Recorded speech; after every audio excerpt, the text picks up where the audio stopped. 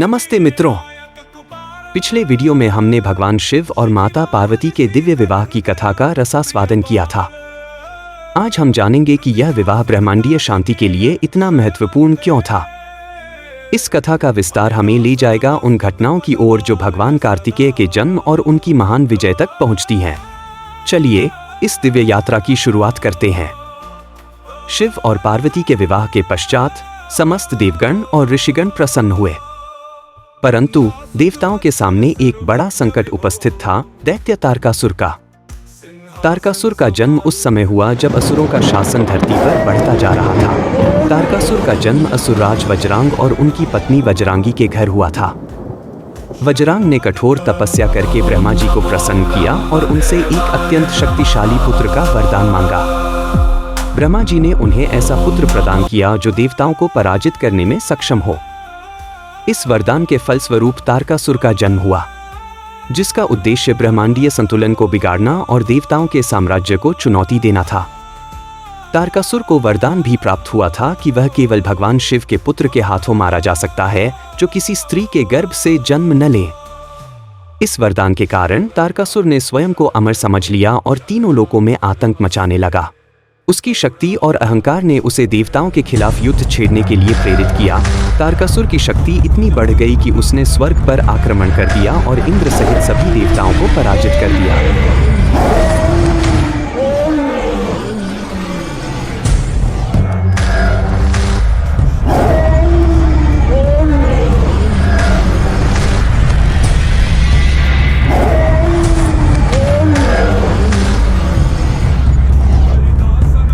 देवता निराश और भयभीत होकर ब्रह्मा जी के पास पहुंचे और अपनी रक्षा की गुहार लगाई। ब्रह्मा जी ने कहा, यह संकट केवल शिव और पार्वती के पुत्र के जन्म से ही टल सकता है।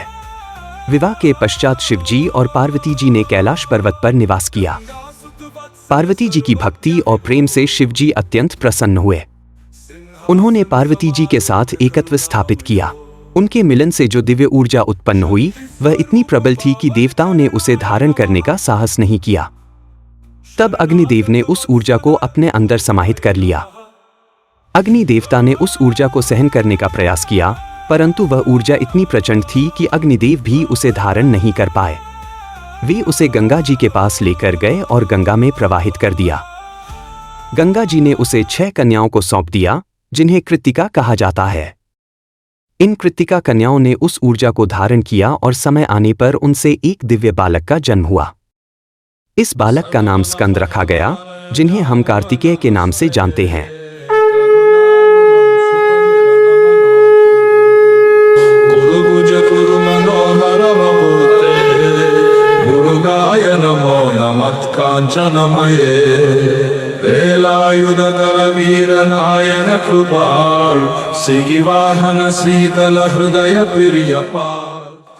भगवान कार्तिकेय का पालन पोषण कृत्तिका नामक 6 माताओं ने किया। इस कारण से उनका एक और नाम षडानन पड़ा, जिसका अर्थ है 6 मुखों वाला। कार्तिकेय का हर मुख ज्ञान, शक्ति और पराक्रम का प्रतीक था। उन्होंने शीघ्र ही ब्रह्मा, विष्णु और शिव से समस्त शस्त्र विद्या और वेदों का ज्ञान प्राप्त किया। कार्तिकेय ने भगवान शिव से दिव्य शक्ति का एक विशेष शस्त्र शक्ति प्राप्त किया, जो उनके लिए अजेय और अमोघ था। इस बीच तारकासुर का आतंक बढ़ता जा रहा था। देवताओं को ज्ञात था कि केवल शिव और पार्वती के पुत्र ही तारकासुर का अंत कर सकते हैं। तब इंद्रदेव और अन्य देवता कैलाश पर्वत पर पहुंचे और कार्तिकेय से विनम्रतापूर्वक निवेदन किया कि वे देवताओं के सेनापति बनकर तारकासुर का वध करें। कार्तिकेय देवताओं के सेनापति बने और उनके नेतृत्व में देवताओं ने दैत्य सेना का सामना किया। यह युद्ध अत्यंत भयंकर था। दोनों पक्षों की सेनाओं ने अपनी संपूर्ण शक्ति का प्रयोग किया। तारकासुर स्वयं युद्ध में उतर आया और उसकी शक्ति का प्रदर्शन देखकर देवता भी घबरा गए। उसने अपनी माया से युद्ध को और भी विकट बना दिया, लेकिन कार्तिकेय ने धैर्य और साहस के साथ उसका सामना किया। युद्ध के दौरान कार्तिकेय ने शक्ति शस्त्र से तारकासुर का वध किया। इस प्रकार तारकासुर का अंत हुआ और देवताओं को पुनः स्वर्ग का साम्राज्य प्राप्त हुआ। भगवान कार्तिकेय की इस विजय से तीनों लोकों में शांति की स्थापना हुई। भगवान कार्तिकेय का मोर के साथ जुड़ाव गहरे प्रतीकवाद और पौराणिक कथाओं से भरा हुआ है। मोर को उनका वाहन चुनने के पीछे एक रोचक कथा है जो उनके वीरता और दिव्यता को दर्शाती है।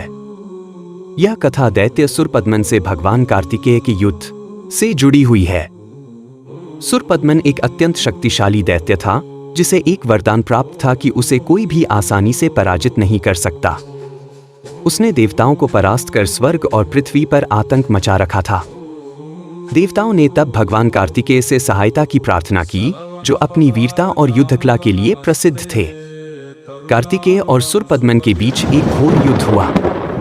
कार्तिकेय ने अपने दिव्य शस्त्र वेल भाला का प्रयोग कर सुरपद्मन को पराजित किया।